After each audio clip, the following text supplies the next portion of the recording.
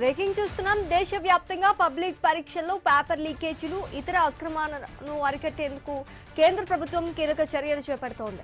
ఈ మేరకు పబ్లిక్ పరీక్షల అక్రమాల నిరోధక సవరణ బిల్లును ఈ రోజు లోక్సభలో ప్రవేశపెట్టనుంది. కేంద్ర మంత్రి జితేంద్ర సింగ్ ఈ బిల్లును సభ ముందుకు తీసుకువచ్చారు. ఈ సవరణల ప్రకారం పేపర్ లీకేజీలు, పరీక్షల నిర్వహణలో జరిగే అక్రమాలపై మరింత కఠిన చర్యలు తీసుకునేలా చట్టాన్ని బలోపేతం చేయనున్నారు. సాధారణ పరీక్షల అక్రమాలకు పాల్పడిన వారికి 5 నుంచి 10 ఏళ్ల వరకు జైలు శిక్ష, 50 లక్షల వరకు జరిమానా విధించే ప్రతిపాదనలు ఉన్నాయి. ఆర్గనైజ్డ్ ముఠాలు, పేపర్ లీక్ గ్యాంగ్స్ పై మరింత కఠిన చర్యలకు బిల్లులో చోటు కల్పించారు. అలాంటి ముఠాలకు 10 కోట్ల వరకు జరిమానా విధించే అవకాశం ఉంది.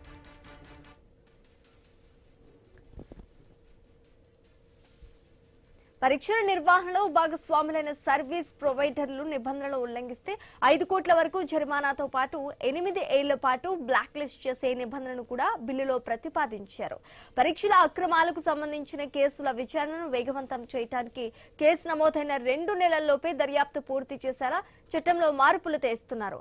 అలాగే ఈ కేసుల త్వరితగతిన విచారణ కోసం ప్రత్యేక ఫాస్ట్ ట్రాక్ కోర్టుల ఏర్పాటుకు కూడా బిల్లులో ప్రతిపాదనలు ఉన్నాయి. ఇక ఇదే అంశానికి సంబంధించి పూర్తి డీటెయిల్స్ మా ప్రతినిధి రాము అందిస్తారు. రాము, శ్రీజ, దేశవ్యాప్తంగా గత కొన్నేళ్లుగా పబ్లిక్ పరీక్షల్లో వరుసగా పేపర్ లీకేజీలు, ప్రశ్న పత్రాల కొనుగోలు, డమ్మీ అభ్యర్థులు, పరీక్షా కేంద్రాల్లో అక్రమాల వంటి ఘటనలు వెలుగులోకి రావడంతో విద్యార్థుల తల్లిదండ్రులు తీవ్ర ఆందోళన నెలకొంది. ఈ నేపథ్యంలో పరీక్షల వ్యవస్థపై విశ్వాసాన్ని కూడా పునరుద్ధరించేందుకు కేంద్ర ప్రభుత్వం మరింత కఠినమైన చట్టాన్ని తీసుకురావాలని నిర్ణయించింది. అందులో భాగంగానే పబ్లిక్ పరీక్షల అక్రమాల నిరోధక సవరణ బిల్లును ఈ రోజు లోక్సభలో కేంద్ర మంత్రి జితేంద్ర సింగ్ ప్రవేశపెట్టనున్నారు.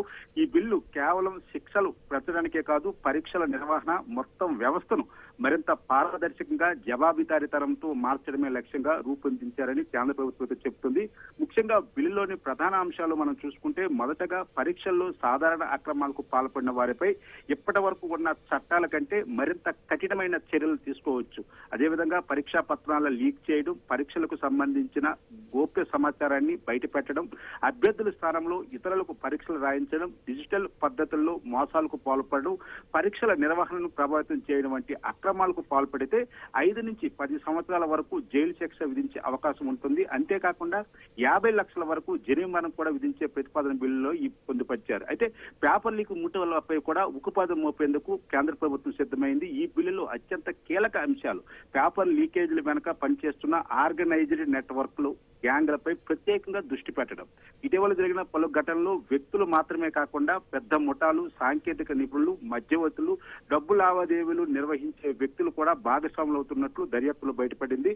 అందుకే ఇలాంటి ఆర్గనైజ్డ్ గ్యాంగ్స్ పై కూడా 10 కోట్ల వరకు జరిమానా విధించే అవకాశం ఈ బిల్లులో కల్పించారు. అవసరమైతే ఆస్తుల స్వాధీనం, ఆర్థిక లావాదేవీలపై దర్యాప్తు వంటి చర్యలకు కూడా మార్గం సుగమం కానుంది. అయితే సర్వీస్ ప్రొవైడర్లపై కూడా ఇప్పుడు ఏదైతే పరీక్షలు నిర్వహిస్తున్నా సర్వీస్ ప్రొవైడర్లు కూడా కఠిన చర్యలు తీసుకోవాలని కూడా కేంద్ర ప్రభుత్వం భావిస్తుంది.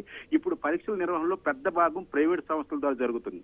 ప్రశ్న పత్రాల ముద్రణ, రవాణా, డిజిటల్ సర్వర్లు, ఆన్లైన్ పరీక్షా వ్యవస్థ, సీసీటీవీ పర్యవేక్షణ, బయోమెట్రిక్ ధృవీకరణ వంటి సేవలు అందించే సంస్థలు నిబంధనలు ఉల్లంఘించిన కఠిన చర్యలు తీసుకున్నారు. వారిపై కూడా 5 కోట్ల వరకు జరిమానా విధించడంతో పాటు 8 సంవత్సరాల పాటు బ్లాక్ లిస్ట్ చేసే నిబంధనలు ఈ బిల్లులో ఏర్పాటు చేశారు. దీంతో భవిష్యత్తులో ప్రభుత్వ పరీక్షల నిర్వహణలో పాల్గొనే అవకాశాన్ని కూడా వీళ్ళు కోల్పోయే అవకాశం అయితే ఉంటుంది. ఇంకోటి, దర్యాప్తు సంబంధించి చూసుకుంటే ఇప్పటి వరకు పేపర్ లీక్ కేసుల దర్యాప్తు సంవత్సరాల తరబడి కొనసాగడం, కోర్టు విచారణ ఆలస్యం కావడం వల్ల నిందితులు శిక్ష నుంచి తప్పించుకుంటున్నారనే విమర్శలు కూడా వచ్చేవి. దీనిని దృష్టిలో పెట్టుకొని ఈ బిల్లులో కేసు నమోదైన 2 నెలల లోపు దర్యాప్తు పూర్తి చేయాలని ప్రతిపాదించారు. దీంతో విచారణ వేగంగా పూర్తయ్యే అవకాశం కూడా ఉంటుంది. అయితే ఈ విధంగా చూసుకుంటే ఫాస్ట్ ట్రాక్ కోర్టులు దర్యాప్తు మాత్రమే కాదు, విచారణ కూడా వేగంగా పూర్తి చేయాలనే ఉద్దేశంతో ప్రత్యేక ఫాస్ట్ ట్రాక్ కోర్టులు ఏర్పాటు చేయాలని కేంద్ర ప్రభుత్వం ప్రతిపాదిస్తుంది. దీంతో విద్యార్థులు సంవత్సరాల తరబడి న్యాయం కోసం ఎదురు చూడవలసిన పరిస్థితి తగ్గుతుందని ప్రభుత్వం భావిస్తుంది. అయితే ఈ బిల్లు ఎందుకు అవసరమనేది కూడా కేంద్ర ప్రభుత్వం కొంచెం క్లియర్ గా చెప్పే పరిస్థితి కనిపిస్తుంది. గత కొన్నేళ్లుగా దేశంలో పలు పబ్లిక్ పరీక్షల్లో పేపర్ లీకేజీలు వెలుగులోకి వచ్చాయి. దీంతో చేయడంతో లక్షలాది మంది విద్యార్థులు మళ్లీ పరీక్షలు రాయవలసిన పరిస్థితి ఏర్పడింది. పరీక్షలు రద్దు కావడం, ఉద్యోగ నియామకాలు ఆలస్యం కావడం, విద్యార్థుల భవిష్యత్తు అనిశ్చితులు పడడం, ప్రభుత్వంపై విమర్శలు కూడా పెరిగాయి. అలాంటి పరిణామాలు చోటు చేసుకున్నవి. ఈ నేపథ్యంలో పరీక్షల విశ్వసనీయత కాపాడేందుకే కఠిన చట్టం అవసరం కేంద్ర ప్రభుత్వం అయితే భావిస్తుంది. అయితే ఈ బిల్లు వల్ల విద్యార్థులకు ముఖ్యంగా చూసుకుంటే పేపర్ లీకేజ్ అరికట్టే అవకాశం ఉంటుంది. పరీక్షల భద్రత మరింత బలపడుతుంది. అక్రమాలకు పాల్పడే వారిలో భయం ఏర్పడుతుంది. నిజాయితీగా చదివే విద్యార్థులకు న్యాయం జరిగే అవకాశం కూడా ఉంటుంది. పరీక్షలపై ప్రజల్లో విశ్వాసం కూడా పెరుగుతుంది. ఇక ఈ బిల్లుపై కేంద్ర మంత్రి జితేంద్ర సింగ్ లోక్సభలో బిల్లు ప్రవేశపెట్టుకున్నారు ఈ రోజు. ఆ తర్వాత సభలో సభ్యులు దీనిపై చర్చించే అవకాశం కూడా ఉంది. సభ ఆమోదం పొందిన అనంతరం రాజ్యసభలో కూడా ఈ బిల్లును ప్రవేశపెడతారు. అక్కడ కూడా ఆమోదం లభించి రాష్ట్రపతి ఆమోదం పొందితే ఈ సవరణ చట్టంలోకి వర్తిస్తుంది. మొత్తంగా చూస్తే దేశంలో పబ్లిక్ పరీక్షల వ్యవస్థ మరింత పారదర్శకంగా, నమ్మకంగా మార్చేందుకు కేంద్ర ప్రభుత్వం తీసుకొస్తున్న అత్యంత కీలకమైన చట్టపరమైన చర్యగా ఈ సవరణ బిల్లు అనేది భావిస్తున్నారు.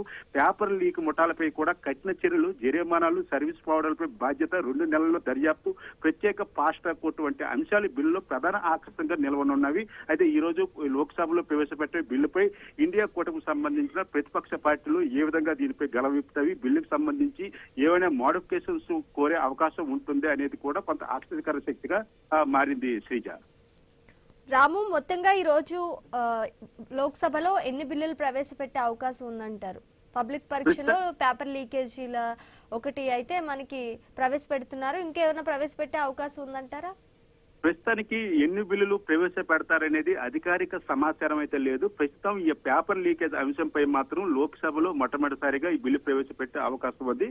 అయితే కేంద్రం ప్రవేశపెట్టడానికి 28 బిల్లులో ఇప్పటికే వందే మాతరం బిల్లు అనేది మొన్న రాజ్యసభలో ప్రవేశపెట్టారు. అయితే ఇంకా 27 బిల్లులను కూడా ఈ పార్లమెంటరీ వర్షాకాల సమావేశంలో ప్రవేశపెట్టే అవకాశాలు అయితే స్పష్టంగా కనిపిస్తున్నాయి. అయితే ఈ పేపర్ లీకేజ్ అంశం సంబంధించి అయితే ఈ రోజు ఈ బిల్లును ప్రవేశపెడతారు. ఈ బిల్లులోకి సంబంధించి ప్రతిపక్ష పార్టీలు ఎలాగ రియాక్ట్ అవుతాయి, రియాక్ట్ అయిన తర్వాత సభకు సంబంధించి గందరగోళ పరిస్థితులు ఏమైనా నెలకొంటే మళ్ళా సభ వాయిదా పడే అవకాశాలు అయితే కనిపిస్తున్నాయి. లేదనుకున్నప్పుడు తదుపరి బిల్లుకి వెళ్లే అవకాశాలు అయితే స్పష్టంగా కనిపిస్తుంది. ఇప్పటికే దీనిపై ఒక స్పష్టమైన ఆదేశాలు అయితే ప్రధాని నరేంద్ర మోడీ జారీ చేశారు.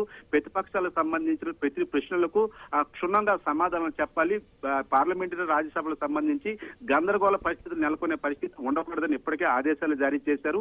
ఏదైతే భారతీయ జనతా పార్టీకి సంబంధించిన నిరసనలు కూడా విరమించడంతో కొంత శాంతియుత వాతావరణం నెలకొంది. ఈ నేపథ్యంలో వర్షాకాల సమావేశాలు ఈ రోజు నుంచి సజావుగా సాగేందుకు మాత్రం అధికార పార్టీ బీజేపీ అయితే కృషి చేస్తుందని చెప్పుకోవచ్చు. Sreeja, right, thanks for the update Ramu.